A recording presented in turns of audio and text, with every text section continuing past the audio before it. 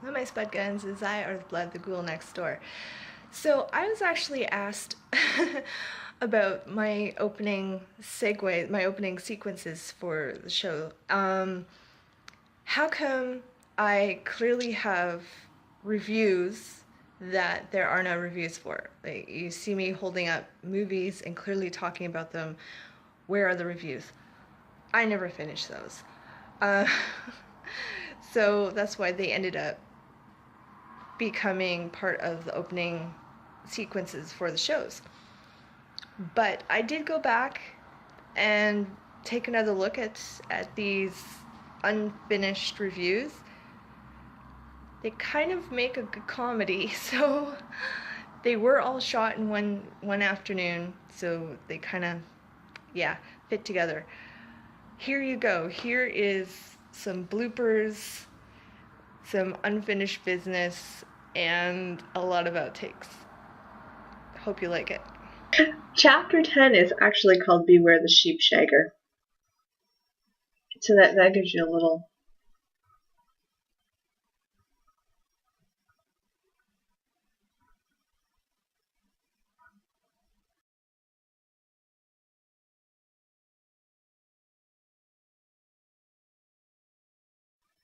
So what we have here is, I forgot the name of the character. Spud Guns, welcome back to another edition of Creeping Screams. And this would be the launch of 52 Weeks of Vampire Films. For those of you who follow my blogs, you know that I, off and on over the years, have had a couple of vampire-themed blogs where I talked about vampire movies and vampire TV shows and vampire books. I also had I have a movie blog where all I talk about are movies and things that movies inspired me to create, mostly recipes. 52 Weeks of Vampire Films. This is week 1, and I wanted to talk to you about Once Bitten, the 1985 movie starring Jim Carrey and Lauren Hutton. Okay, so I do believe this was Jim Carrey's first American movie. He had done a few movies here in Canada before going to the States, but I do believe this was his first American movie. The plot: Jim Carrey plays a teenager who is trying desperately to lose his virginity and ends up finding himself at the home of an older woman. After spending a night with her, he kind of realizes just how old she is, and in fact, that she's a vampire.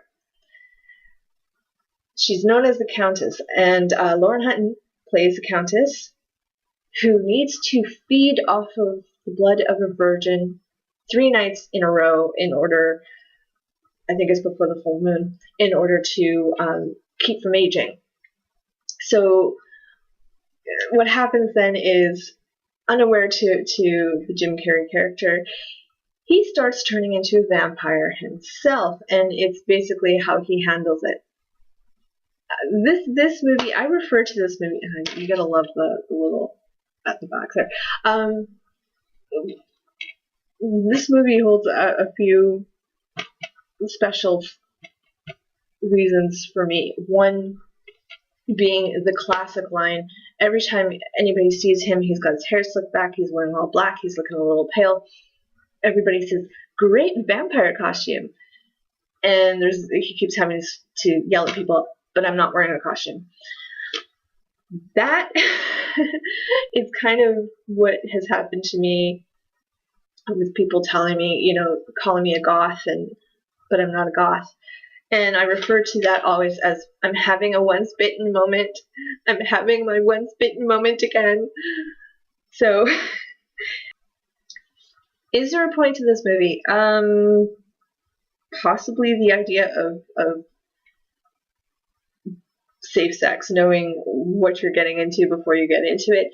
You gotta remember, this one came out in 1985. It is a comedy.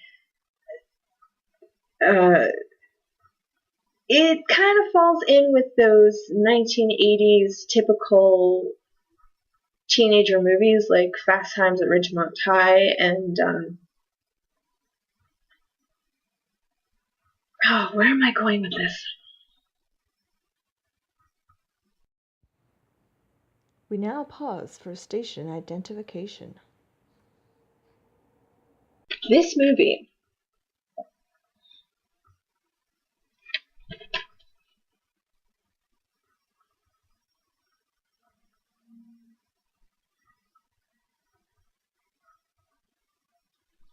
wow, this is a hell of a lot harder than I thought it was going to be. Spud Guns, welcome back. This is another edition of 52 Weeks of Vampires. And this one would be the 1989 made-for-TV movie, Nick Knight, which of course launched the TV show Forever Knight. So what we have here, the plot is a homicide cop who is secretly a vampire, and he gets put on a case connected to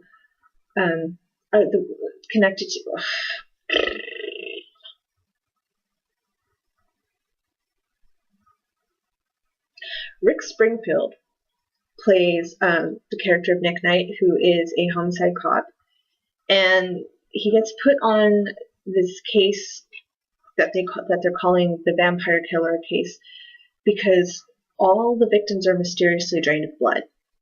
And as the movie progresses, we learn that the villain is actually Lacroix, who is Nick's sire, and how he is trying to keep Nick from finding a cure to vampirism. And the cure has to do with these two goblets that were stolen from the museum where most of the murders are occurring. And then, of course, it's a made-for-TV movie, so there's quite a bit of soap opera romance going on here between the character of Nick and the museum curator.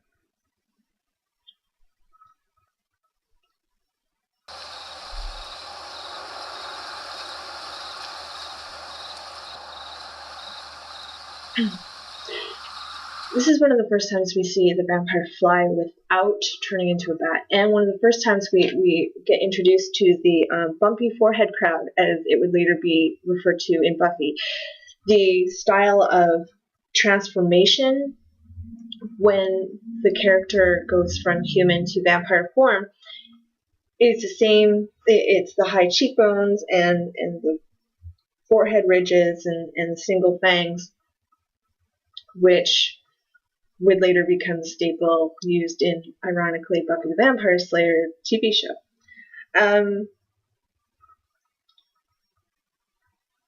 Michael Nader, who was best known, Michael Nader, who was best known for being on All My Children, where actually Sarah Michelle Gellar started. They originally, I love little tidbits like this, you know. Michael Nader plays Lacroix, the vampire villain in this, and he was on All My Children back in the late 80s, early 90s.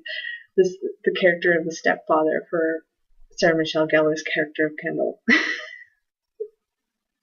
Absolutely nothing to do with anything. It's just one of those little, woohoo, they both did vampire movies. Okay. And of course, then John Kapelos, great Canadian, you know, went on to do a ton of Canadian stuff and everything, and the TV show Nick Knight, which is the spin-off, I'm sorry, Forever Knight, which is the spin-off of Nick Knight, also played the character of the stepdad in The Craft, who winds up with a heart attack. Again, absolutely nothing to do with the actual movie. This was one of the first kind of vampire cop dramas that I was introduced to. It brought in some mythologies. Oh, this is really fucking hard, man.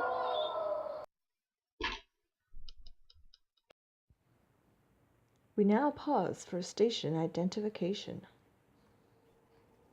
Spud Guns!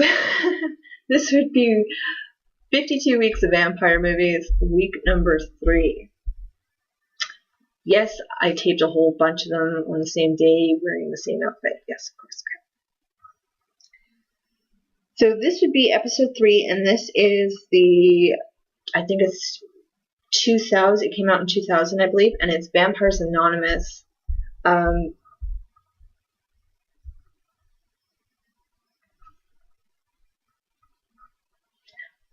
It's Michael Madsen and Paul Popowitz. And it is exactly what it claims to be, Vampires Anonymous. We have the main character played by Paul Popowitz. He gets turned into a vampire, and he actually joins a Vampire Anonymous group, like an anti-drinking blood group. And they relocate him because he killed his girlfriend, and they relocate him and put him in this kind of witness protection thing. He ends up having to hide from a vampire hunter, and discovers that the blood supply that he's been given, which is sheep's blood, is tainted because of 2, shall we say, shepherds who misuse their sheep. And his sponsor is played by Michael Madsen. And it's just one of those really kind of independent, pointless, fun vampire movies. Like, there's kind of, if there's a moral to it, it would be careful what you eat.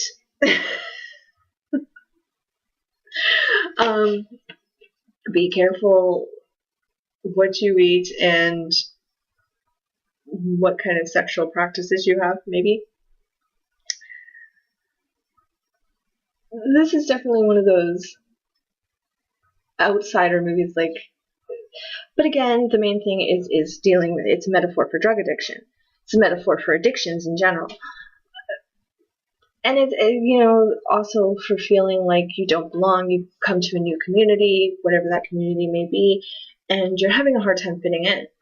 We've all experienced that, even if we don't find ourselves having to track down a horrible sheep shagger.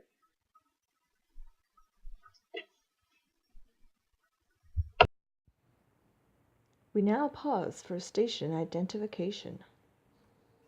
Spud Guns, welcome back to another edition of 52 Weeks of Vampire Films. This will be episode 4, and we're talking about My Best Friend is a Vampire. This is a 1988 film, and again, what we have, it has a lot in common with Once Bitten. We have basically a horny teenager who is just trying to get the girl he's got a crush on to notice him. Meanwhile, the chick who has a crush on him is trying to get him to notice her. He works as a grocery delivery boy. He delivers one night to a house where a vampire is residing. He gets bit, and then slowly begins to turn into a vampire. He's he is visited one night by his sponsor, played by Renee Auberjonois, known from playing Otto on Star Trek Deep Space Nine, who introduces him to how to secure himself some blood without having to bite people. There's a whole bunch of blood jokes, like this blood's for you, it's blood light, and meanwhile he's being chased as he's becoming a vampire. He's being chased by a couple of very fallible vampire hunters who really do not know what they're doing, and the whole time he has to convince his best friend to help him dodge these vampire hunters. This movie came out when I was in the 8th grade, and it became my best friend at the time. Actually, my whole group of friends at the time, they loved it. They would point at me and they'd just say, "Hey, my best friend's a vampire," because of my whole vampire thing. Again, this is another one of those 1980s teen comedies that I think worked really well, talking about using the vampirism as a metaphor for kind of struggling and not knowing where you belong or how to transition from being a kid to an adult or a teenager to adult, as the case may be. It's about this sexual repression too. Like all the characters seem to be fantasizing about each other, and nobody's really communicating what they're fantasizing about until it's kind of too late. Teen angst all over the place. Thanks for watching. I hope you like this little bit of a comedic end of things. So tune in again, tune in often, leave me a comment, show me some love. Until later, creeping screams.